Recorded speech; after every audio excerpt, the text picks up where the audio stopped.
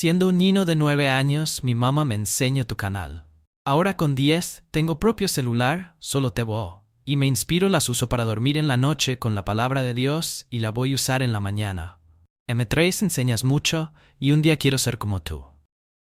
Yo tenía mi alma enferma de ira, enojo, amargura, contiendas, celos, y para la gloria de Dios llegué a sus pies y me restauró por completo mi vida. Mi alma alaba a mi Señor Jesús, es el único que lo puede hacer. Hola, bendiciones, me llamo Jairo, pido en el nombre del Señor Jesús a quien quiera y pueda que oren por mí. No puedo especificar porque son muchas mis aflicciones. Dios los bendiga. Nuestra alma es diferente. A nuestra alma no se le puede dar cualquier tipo de comida, porque el alma también se enferma. Y a veces hay gente en la iglesia que no levantan cabeza, ¿me explico? Gente que siempre están decaídos, están tristes, oras por ellos, escuchan los mensajes, pero que no terminan como de arrancar, yo digo, ¿no? Y es que a veces no se dan cuenta ni ellos que tienen el alma enferma.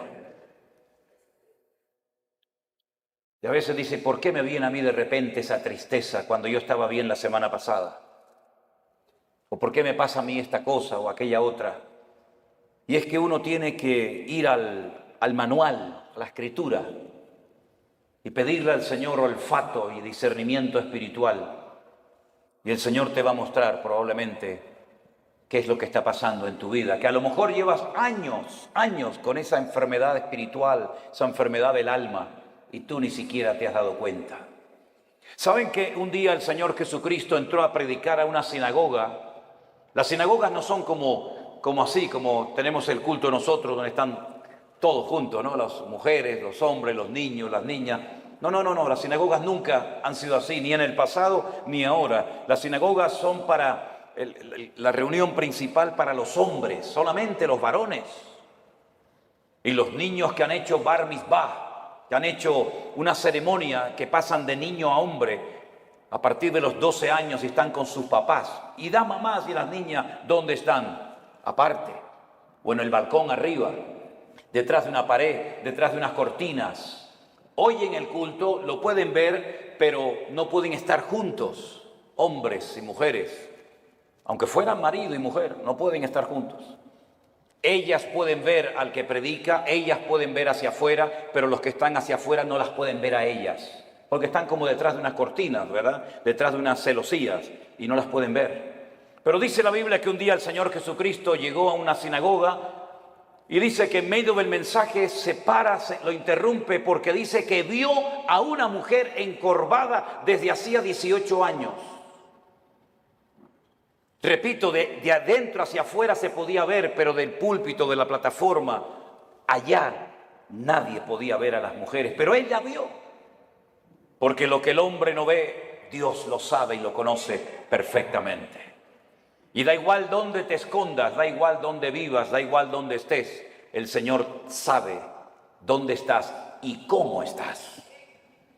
Hizo algo que rompió todas las estructuras religiosas de cualquier sinagoga del mundo. Le dice a la mujer, ven, y la pone delante de todos los hombres. Y seguramente habrán dicho, ¿qué está haciendo este hombre? Esto es un pecado, esto es una falta de respeto, esto es una falta de reverencia. ¿Qué está haciendo este hombre? Poner en medio de nosotros a una mujer.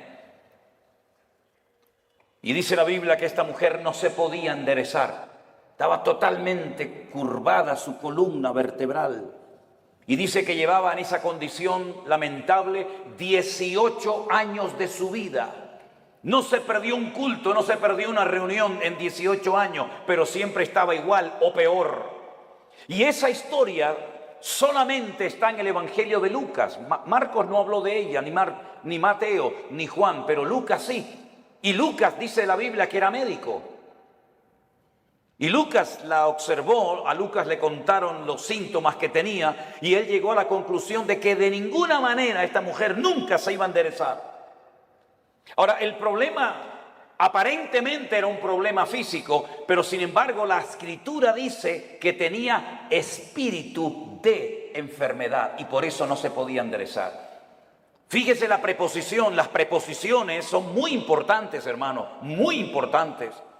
Como cuando el Señor le dijo a Moisés, desde hasta será tu territorio, pero no te salgas de ahí porque no te voy a dar nada, pero desde aquí hasta allí todo será tuyo. Las preposiciones en la Biblia son tremendamente importantes.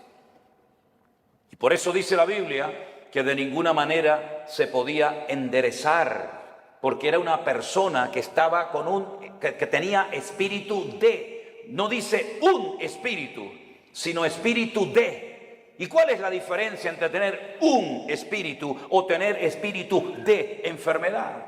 Bueno, tener un espíritu significa tener un demonio, ¿sí o no?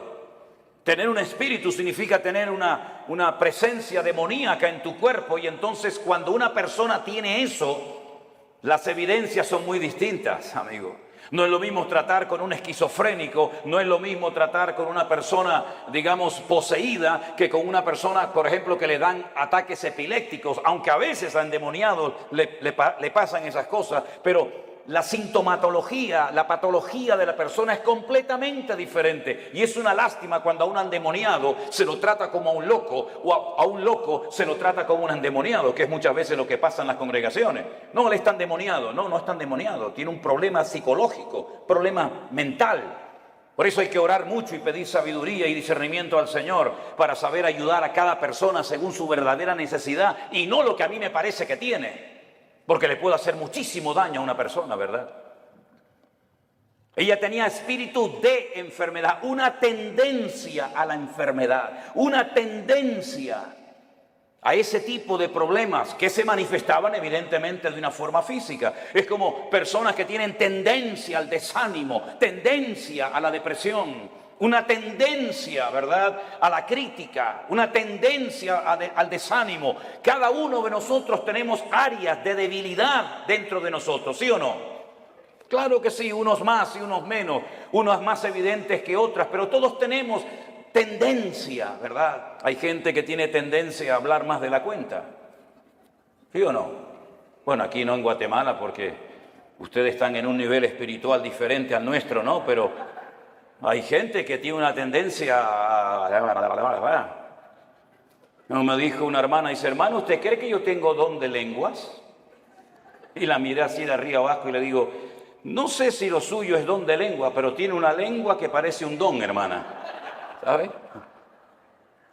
Así que esta mujer tenía espíritu de enfermedad. Jesús, cuando oró por ella, no se manifestó como el endemoniado gadareno, revolcándose, pateando, con espumarajos, con actos de violencia, sino que ella no se movió, no le pasó nada, no hizo nada dramático, no hizo un show, no hizo un espectáculo, sino que el Señor dice que puso las manos sobre ella, cosa que nunca hizo con ningún endemoniado, y le dijo, mujer, eres libre de tu enfermedad. Y entonces dice que ella inmediatamente se endereza. Y claro, el principal de la sinagoga, ante semejante milagro, tenía que haber dicho, gloria a Dios, qué bendición que a esta hermana, que la hemos tenido 18 años en la congregación, por fin puede enderezar su vida y hacer una vida normal. ¿No hubiera sido lo más lógico esa reacción? Pues no fue esa la reacción. No le gustó nada, lo que estaba sucediendo allí.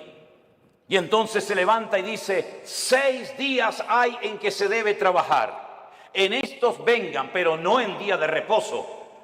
Vamos a ver, para entender esta palabra, hay que saber que durante la semana la sinagoga está cerrada prácticamente. El culto principal, para que me entiendan, es en el 7º día, en el día de Shabbat, el único día de la semana que según la Biblia tiene un nombre. Los nombres de la semana en la Biblia no son lunes, que es el culto a la luna, el martes al Marte, el miércoles a Mercurio, el jueves a Júpiter, el viernes a Venus, el sábado a Saturno y el Sunday o domingo al Sol. En la Biblia los nombres de la semana no tienen nombres, tienen números: día primero, día segundo, día tercero, día cuarto, día quinto, día sexto, Shabbat. El único día que tiene nombre es el 7º, porque el domingo es el primer día de la semana. Luego, cuando la gente va a la sinagoga es en el día de reposo, y él lo que está diciendo, venid durante la semana, pero no en día de reposo. Entonces, si en día de reposo no me dejas venir, y durante la semana está cerrada. ¿Qué es lo que está diciendo este hombre? No me vengan a molestar ni a cambiar mis estructuras religiosas en la iglesia o en la sinagoga, porque no lo voy a permitir. Ante semejante explicación, el Señor Jesucristo se levanta y le dice en el culto, en la reunión: hipócrita. Oye, qué culto tan interesante fue ese, ¿eh? Una mujer que sale detrás de una cortina, que se endereza, el otro que no sé qué, el otro que... Fue un culto muy interesante ese día, ¿eh? Cómo me hubiera gustado estar a mí allí, ¿no? Cuando el Señor se le queda mirando a este y le dice hipócrita, yo le hubiera dicho: dale, Señor, dale más. Hipócrita. ¿No se levantan ustedes en día de reposo, que según ustedes no se puede hacer esto, ni aquello, ni aquí, ni para allá, y desatan su buey del pesebre y lo llevan a beber y luego lo traen otra vez? Y a esta hija de Abraham, que Satanás la tenía atada, la tenía ahí oprimida, no se le debía de desatar en el día de reposo. No dijo liberar, dijo desatar, que es diferente. ¿Cómo es posible que hayas tenido en tu congregación 18 años a una mujer en esta condición y no has movido ni un dedo? Y vengo yo y hace un milagro el Señor a través de su vida y su ministerio, y te enfadas y te enojas por lo que ha sucedido. ¿Saben que hay personas que no quieren que Dios les sorprenda?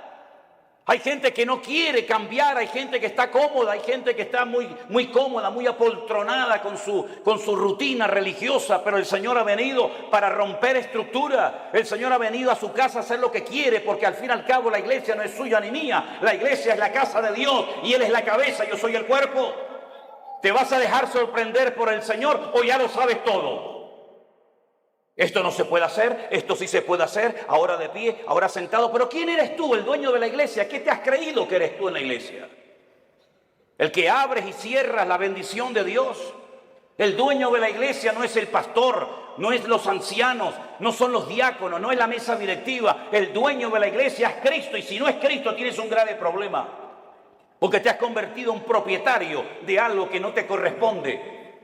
En vez de un administrador, en un siervo, que para lo que está es para servir y no para servirse de, como muchos hoy en día, que en vez de servir a la gente lo que hacen es que se sirven de la gente y todo gira en torno a ellos, y se enfadan cuando no le dice a la gente: sí, pastor, sí, mi hermano, sí, el ungido, como si los demás no fueran ungidos igual que el pastor. ¿O usted no es ungido?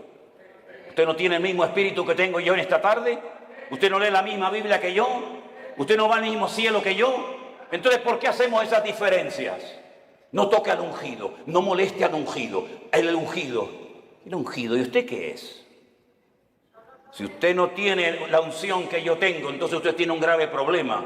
Si el Espíritu Santo que mora en mi vida no mora en la suya, entonces usted no es cristiano, porque hay un solo Espíritu, hay un solo cuerpo, hay un solo bautismo, hay un solo Dios y hay un solo cielo para todos y cada uno de nosotros. Y eso es lo que dice la palabra del Señor, mi querido hermano. Y no hay esas diferencias. Una cosa es el respeto y otra cosa es el servilismo. Hay gente que en vez de ser siervos son como esclavos del hombre, esclavos de la doctrina, esclavos de la denominación, esclavos del ministerio. No, usted no tiene que ser esclavo de nadie, usted tiene que ser siervo de Jesucristo.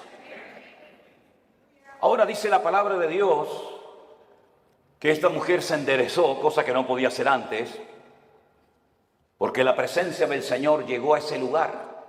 Y donde está el Señor tienen que haber cambios. Lo que no puede ser es que una vida, una familia, una iglesia llamada cristiana estén siempre igual. ¿Qué es lo que hace mucha gente cuando se les predica claramente la palabra y se sienten incómodos? Bueno, lo fácil es cambiarse de iglesia, ¿sí o no?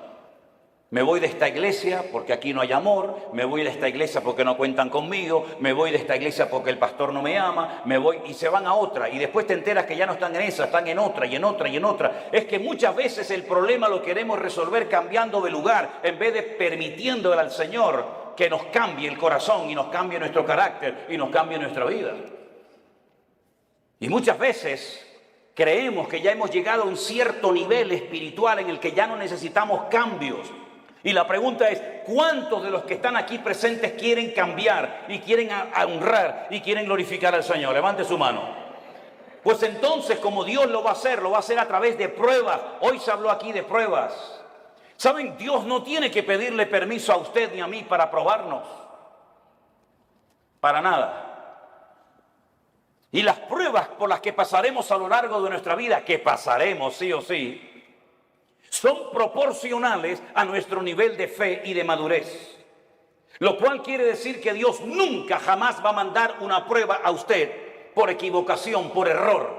Ay, esta prueba era para Juan y se la estoy mandando a Antonio. Esta prueba era para la hermana María y me equivoqué y se la mandé a la hermana Juana. No, no, para nada. Las pruebas están preparadas desde la eternidad para cada uno de nosotros. Y Él nunca nos va a mandar algo que no vamos a poder soportar y llevar. Y en el caso de que nos mandara algo que humanamente hablando decimos yo no aguanto, yo no puedo con esto, no te preocupes, que el Señor te va a capacitar y te va a ayudar para que tú pases por la prueba con gozo y con la bendición de Dios. Yo siempre he dicho que si las pruebas que el Señor le mandó a Abraham se las hubiera pedido o se las hubiera mandado a David, no las hubiera podido soportar. Porque como dije esta mañana, David ganó muchas batallas fuera del hogar, pero dentro perdió muchas.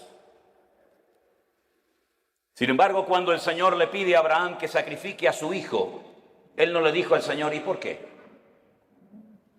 Yo tengo dos, si quieres te sacrifico al primero, a Ismael.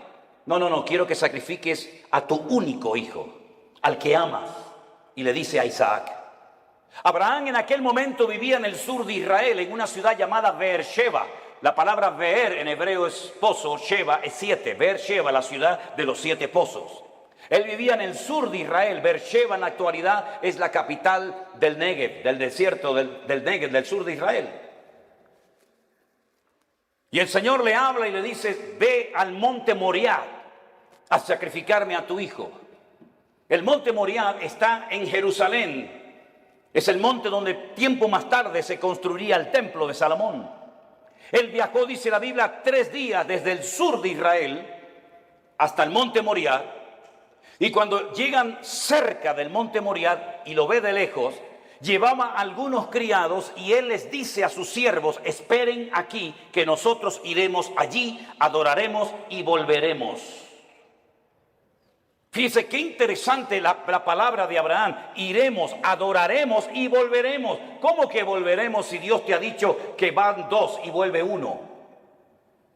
Subiréis 2 al monte Moriah, pero a uno lo tienes que sacrificar y matarlo allí, y el que volverá serás tú solo. Pero no dijo eso Abraham, dice iremos y volveremos.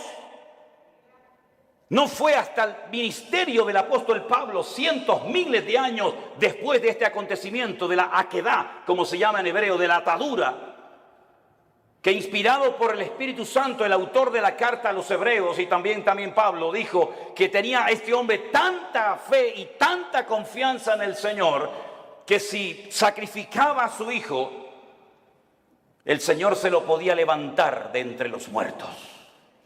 Nunca jamás en la historia Dios había resucitado a un muerto. Nunca había habido un precedente de un muerto que resucitara. Pero Abraham sabía, porque conocía a Dios. Y eso es muy importante, que tú conozcas la esencia de Dios para que sepas si esto viene de Dios o esto viene del diablo o sabe Dios de dónde viene esta prueba. Él sabía que si mataba a su hijo, Dios se lo podía levantar de entre los muertos. Cosa que metafórica o simbólicamente sucedió. Ahora, muchos se han imaginado toda la vida que Isaac era como un niñito pequeño, que si no quiere ir lo empujo y lo llevo a la fuerza. No se equivoque, no es así. Yo he visto en algunas iglesias y he visto en las escuelas dominicales que presentan a un niño de 7, 8, 9, 10 años, que el papá lo sube encima de un altar, lo amarra, saca el cuchillo y lo va a matar. Es que no es así lo que cuenta la Biblia. Si usted saca cuentas, podríamos ir por los textos para demostrarle lo que le digo. Isaac tenía en ese momento 40 años. 40 años tenía el hijo de Abraham. Y por eso dice que iban ambos juntos, porque Isaac no era tonto. Isaac sabía perfectamente que un sacrificio necesita de una víctima, de un animal, cordero, cabra, oveja, buey o lo que sea. Y por eso él le dice al padre, padre, veo que llevas el fuego, porque no era la primera vez que subía a un monte a sacrificar algo, a hacer un holocausto. Veo que llevas la leña, veo que llevas todo, pero falta lo principal, falta la víctima, falta el animal. Y el padre le dice, el Señor proveerá, hijo. El Señor proveerá. ¿Tú sabes que el Señor proveerá lo que necesitas? ¿Lo sabes? Abraham sabía que Dios iba a proveer lo que fuera. pero lo iba a proveer. Los dos caminaron lentamente hacia el monte Moriah. Isaac se somete a la voluntad del Padre porque entiende que la víctima en ese caso, en ese día, va a ser él. Se deja amarrar, se pone encima del holocausto, porque la palabra que aparece en el texto original en hebreo no es que lo matara, sino que lo matara y lo quemara. Lo matara y lo quemara. Imagínate la prueba tremenda. E Isaac se somete y está dispuesto a ser una víctima inocente porque el Dios de su padre le ha dicho que así se tienen que hacer las cosas.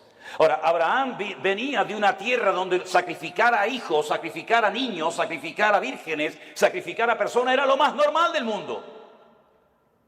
Pero él sabía que el Dios de su padre no era un Dios que pedía víctimas inocentes de seres humanos. Pero aunque no entendía nada, se sujeta al plan y a la voluntad de Dios. Hermanos, nosotros no hemos sido llamados para entender todo lo que Dios nos va a pedir y todo lo que Dios va a hacer en nuestra vida. Gracias a Dios no tenemos esa obligación de entender las cosas, pero sí tenemos la obligación y el deber de obedecer a Dios, aunque no entienda la voluntad y la voz de Dios para mi vida. Isaac no dijo, ¿y por qué yo? ¿Y por qué no Ismael? ¿Y por qué esto? ¿Y por qué aquello? Sino se sujetó. Silencio absoluto. Oyen ustedes a Isaac hablando con su padre. Oyen ustedes a Isaac quejándose contra Dios. En absoluto. Porque Isaac en ese momento, aunque él no era consciente, es un tipo de Cristo, sometiéndose a la voluntad del Padre eterno, entregando su vida por todos y cada uno de nosotros. Y en el momento en el que Abraham va a sacrificar a su hijo, dice que se oyó una voz del cielo diciendo, alto Abraham, no lo hagas. La prueba no se produjo porque Dios quería comprobar la obediencia de Abraham. Es que Dios no te prueba a ti, mi hermano, ni a ti, mi hermana, para saber cómo vas a reaccionar. Es que Dios no necesita probarte para saber cómo eres. Es que Dios no necesita pasarte por una prueba económica, física, espiritual o de la índole que sea para comprobar si eres obediente o eres un rebelde, si eres una persona espiritual o eres un cabezón. Dios no necesita probarte para sacar conclusiones. Ya Dios te conoce desde el vientre de tu madre. Las pruebas son para que tú descubras cómo eres tú realmente delante de Dios.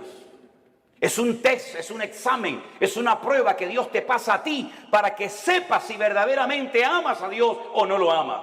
Para que te des cuenta si eres tan obediente como dices o aparentas ser. Las pruebas no son para demostrarle a Dios nada, son para demostrarte a ti mismo el tipo de creyente que tú eres. No el que te gustaría ser, sino el que realmente eres en ese momento. Y en esa prueba sale tu verdadero yo. Sale lo mejor de ti o puede salir lo peor de ti.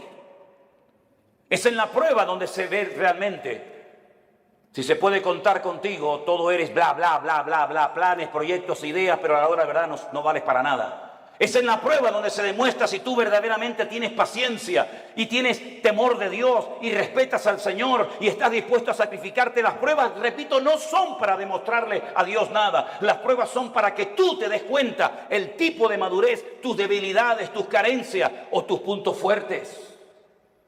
Y es interesante notar que no fue necesario que Abraham sacrificara a Isaac, porque quedó bien claro para todo el mundo allí presente y para las futuras generaciones que Abraham era un hombre que amaba a Dios. Fíjese qué interesante que Abraham nunca leyó la Biblia. Abraham nunca leyó los Proverbios. Abraham nunca supo nada del Apocalipsis. Abraham nunca tuvo un pastor. Abraham nunca habló en lenguas.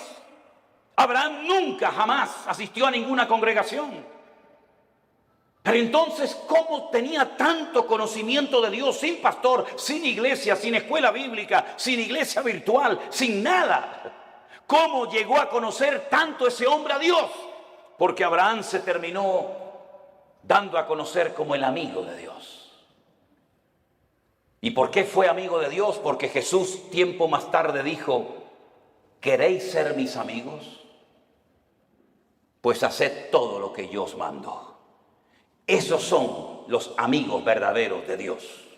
Aquellos hombres y mujeres que, aunque no entienden lo que está pasando, ni cuánto va a durar la prueba, son capaces de someterse a la voluntad de Dios sin entenderlo todo, pero que conocen a Dios por la comunión y por la relación que tienen con Él. ¿Cuántos dicen amén? Lo mismo le pasó a José. José nunca fue a ninguna iglesia. José nunca tuvo un pastor que le instruyera, que le ayudara, que le aconsejara. José nunca leyó la Biblia, pero cuando llegó el momento de la prueba más grande de su vida, él salió corriendo porque él dice: ¿cómo voy yo a pecar contra mi Dios haciendo semejante cosa? ¿Cómo él sabía si no estaban los 10 mandamientos escritos? No estaba ni una palabra, ni una coma, ni una tilde de la Biblia escrita. ¿Cómo él sabía que eso no le agradaba a su Dios? Porque el que conoce a Dios sabe lo que a Dios le agrada y lo que Dios abomina. ¿Por qué hay tanta gente en las iglesias hoy en día que están todo el santo día pidiendo confirmación? ¿Me puede el Señor confirmar si estoy llamado o no? ¿Me puede el Señor confirmar si tengo que ir allí o no? ¿Qué confirmación necesitas tú, mi hijo? Lea la Biblia, métase en la comunión con el Señor y no va a necesitar que nadie le ponga la mano encima para que le diga lo que usted tiene que hacer. Esa dependencia enfermiza de la oveja, del pastor, como si el pastor fuera su papá, como si el pastor le tiene que decir: vaya al baño ahora. No, ahora no vaya al baño, vaya para allá. No, eso no es así. Hay que ya crecer, hay que madurar, hay que aprender a ser autodidactas, porque llegará el momento que no existirá iglesia virtual, que no nos dejarán predicar en YouTube, que no nos dejarán predicar en Facebook. Llegará un momento que nos arrancarán las Biblias, llegará un momento que nos perseguirán, y en ese momento todo lo que han aprendido, si es que han aprendido algo, es lo que te va a mantener firme contra los ataques que vendrán en el futuro, mi querido hermano. No dependa de mí, por el amor de Dios, no dependa de la iglesia. Dependa del Dios Todopoderoso, aleluya. Y si no lo aprende, dudo que aguantes la prueba, porque la prueba solamente la aguantan los que aman a Dios. Yo he descubierto eso, hermanos. Las pruebas no las sacan con buena nota, con buena calificación los que han aprendido a cantar muy bien. Las pruebas no las aprueban aquellos que saben, digamos, predicar muy lindo. No, las pruebas las aprueban con muy buena nota los que en el fondo aman a Dios con toda su alma y con todo su corazón. Porque cuando una persona ama, hace cualquier locura. Cuando una persona ama, está dispuesta a poner a un hijo sobre un altar y degollarlo como si fuera una bestia. Cuando una persona ama, es capaz de oír de los labios de Cristo: vas a morir crucificado como yo. Y Pedro dice: tú sabes que yo te amo, Señor. Cuando una persona ama, está dispuesta a estar solo en una cárcel, sabiendo que no estoy solo, sino que Él está conmigo, y puedo terminar mi carrera y guardar la fe. Y cuando uno ama a Dios de todo corazón, puede escribir una carta diciendo: en mi primera defensa ninguno estuvo a mi lado, todos me desampararon. Pero no lo habla desde la amargura, no lo habla desde el rencor o el resentimiento, sino que dice: no se preocupen, hermano, Demas me abandonó, Alejandro me causó muchos males, el otro se fue por aquí, el otro se fue por allá, me sacaron de la celda, me llevaron al juicio, nadie estuvo a mi lado, pero el Señor estuvo a mi lado y me dio fuerzas, aleluya, y me guardó de la boca del león. En el peor momento de su vida, cuando todos, Timoteo, Tito, Priscila, Aquila, Silas, el otro tenían que estar con Pablo, ni uno apareció. Pero el Señor estuvo a mi lado y me libró de la boca del león y me seguirá librando. A Él la gloria y la honra y el imperio por los siglos de los siglos, dice Pablo. A ese nivel tenemos que llegar. A ese nivel de fe, a ese nivel de madurez, a ese nivel de esfuerzo y sacrificio es al que tenemos que llegar todos y cada uno de nosotros. Porque todos vamos a ser probados en mayor o en menor medida. Y dice la Biblia que los que son fieles y aman al Señor, Dios nos guardará de la hora de prueba que ha de venir sobre todas las naciones de la tierra. Hace años atrás la gente de Europa venía a América, cuando el continente europeo quedó totalmente arrasado por la Segunda Guerra Mundial. Alemania quedó destrozada completamente. Italia quedó destrozada, toda Europa plagada de muertos, edificios derrumbados, familias destruidas, 6 millones de judíos asesinados en los campos de exterminio nazi. No había esperanza, no había trabajo, no había comida, no había nada. La gente cogía barcos y se iban a Argentina, se iban a Cuba, se iban a Venezuela, como mis antepasados se fueron en barcos de vela a Cuba, Argentina, a Venezuela, porque eran países que ofrecían una esperanza a millones de personas que lo habían perdido todo: padre, madre, salud, casa, de todo. Pero ya eso pasó a la historia, mis queridos hermanos. Y más ahora que hemos conocido y hemos descubierto la perla de gran precio, que es nuestro Señor Jesucristo.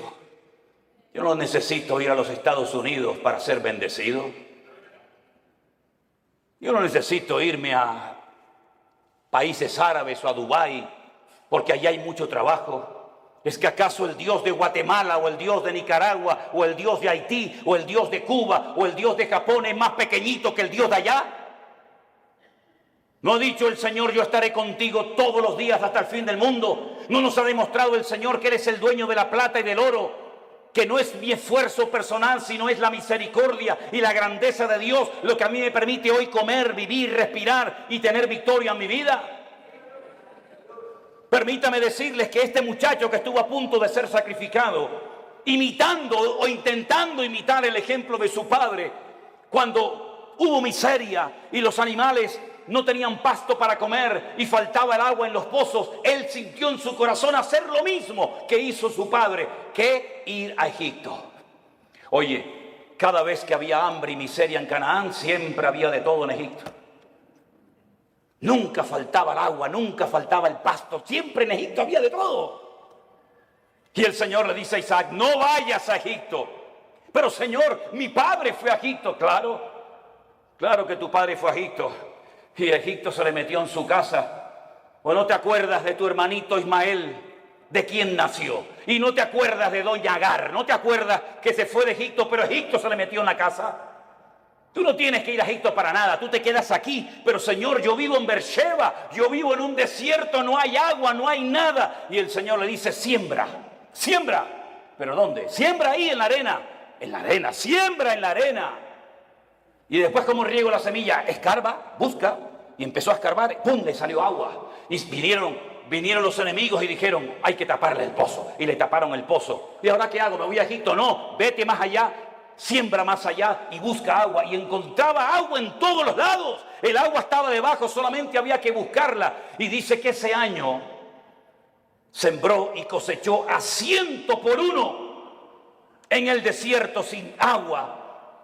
Y al final vinieron los enemigos, los que le echaban tierra y piedras a sus pozos, a hacer un pacto con él, a pedirle perdón y a decir: se nota que Dios está contigo. Eso es lo que el mundo necesita ver en nosotros los cristianos. Que nuestra dependencia no está del dólar, nuestra dependencia no está de los países del norte. Nosotros dependemos del Rey de Reyes y Señor de los señores. Y el Señor está contigo como poderoso gigante. ¡Alabado sea Dios! ¡Aleluya! ¿No dice el Señor que yo soy el Dios de la plata y del oro? Qué fácil es decirlo, ¿no? ¿Sí? Nosotros hemos vivido por fe 40 años de nuestra vida y hemos enseñado a nuestras hijas a vivir por fe. Y hemos vivido desde el minuto 1 que nos casamos y desde el minuto 1 que salí de la escuela bíblica he vivido por fe. No he dependido de nada ni de nadie, sino solamente del Señor. Ha habido momentos de abundancia, ha habido momentos de escasez, pero el Señor nunca nos ha fallado, jamás, jamás. Hemos dormido en grandes hoteles, hemos dormido en carreteras, hemos dormido en selvas, hemos dormido en gasolineras, hemos dormido en la calle, hemos dormido en casas abandonadas, hemos dormido en montones de lugares, pero no da igual, porque lo importante no es lo que uno tiene, lo importante es lo que uno es en Cristo Jesús. Y ese nivel de fe es la que necesitamos hoy en día los cristianos del siglo XXI.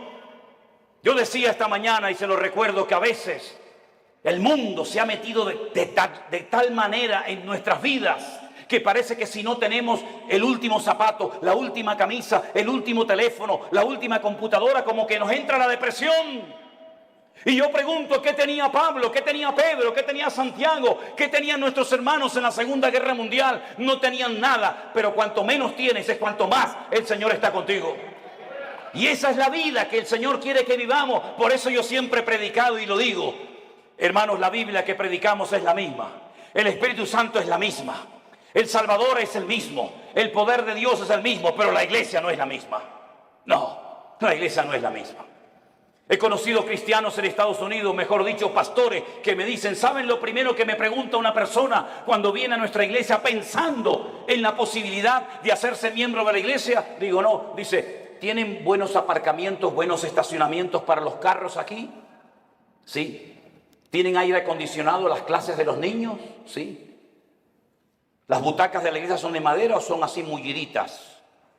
Y cuando pasan la lista y tienen todo lo que sus necesidades demandan, se hacen o no miembros de esa iglesia.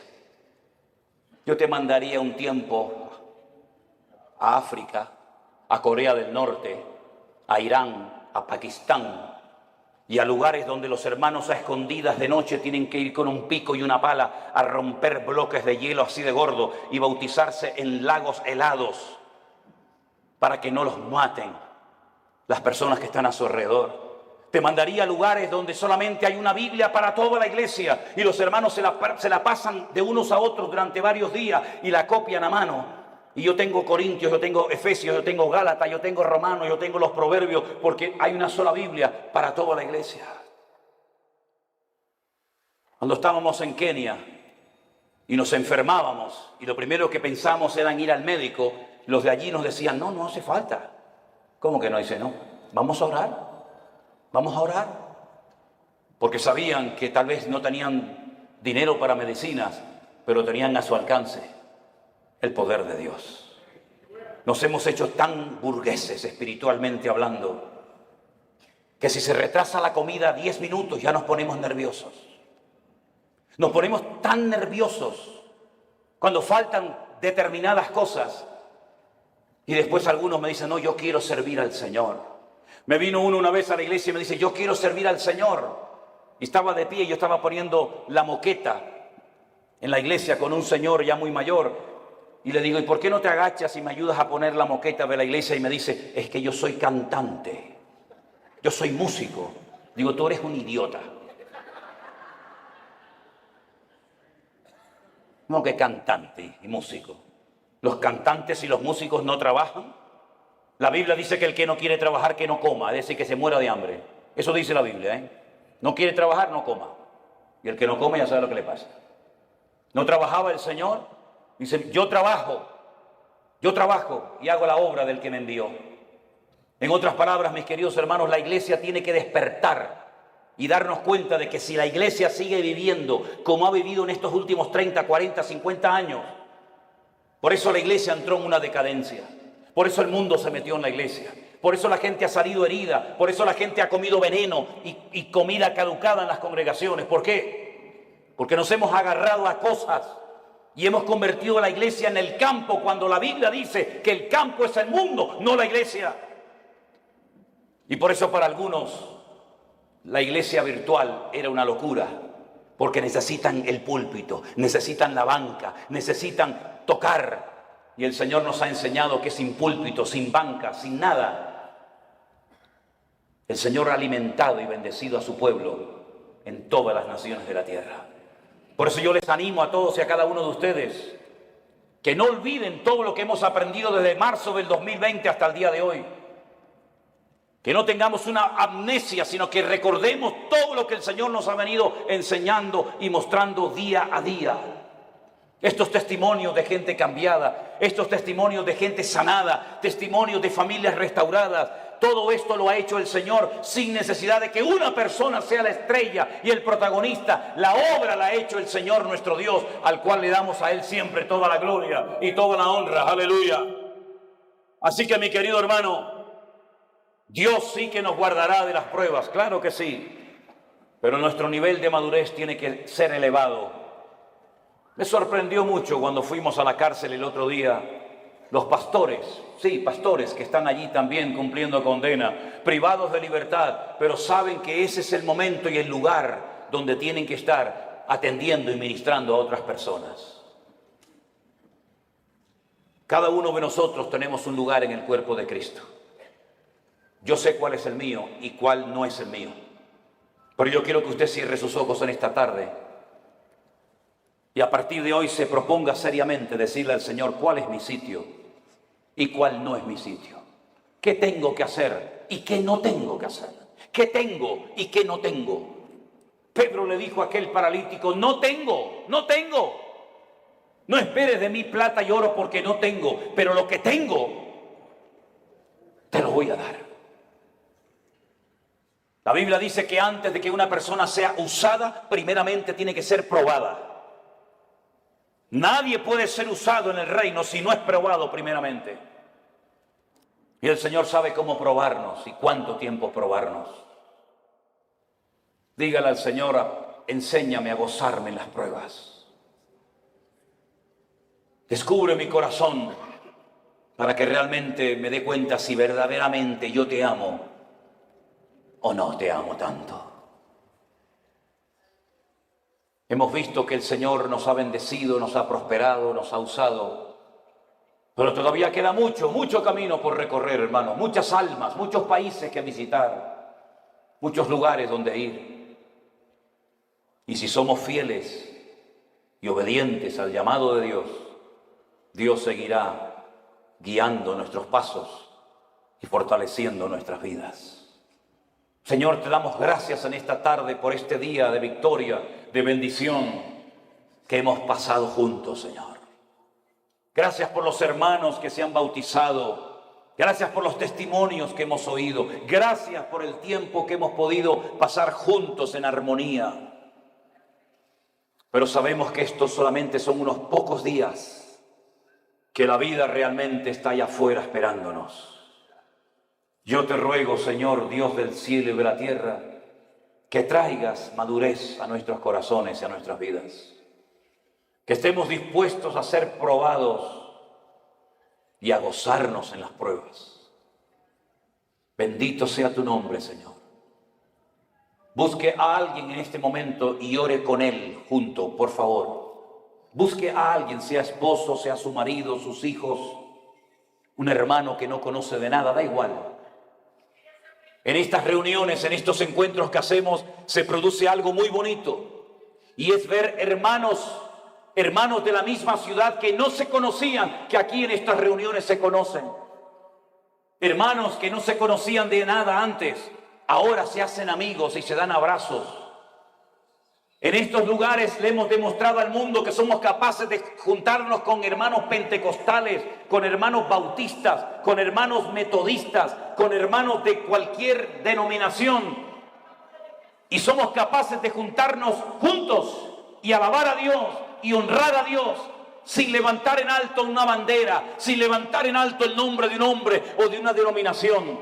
Dios está rompiendo barreras, hermanos queridos.